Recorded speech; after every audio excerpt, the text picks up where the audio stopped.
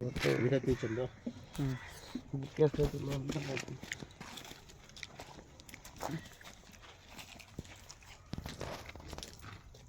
ಗಾಡಾದು ಬೇಕು ಗಾಡ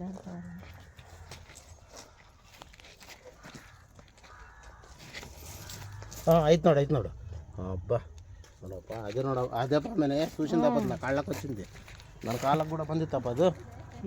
ಹ್ಞೂ ನಾಗಂಪಮ್ಮ ಇದೆ ఒక 2 నెలల కింద కాళ్ళకు వచ్చింది ఇది చూడప్ప నిదాన భారీ రబ్బసు ముందు పాము ಬಾಕ್ತಿ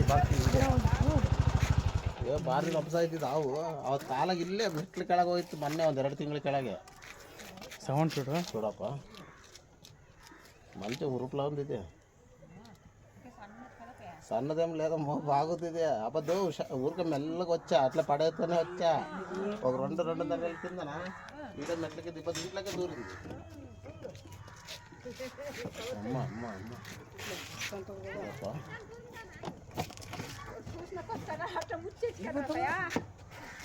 ಮನೆ ಒಳಗೆ ಹೋಗಿತ್ತಂತೆ ಅಡಿಗೆ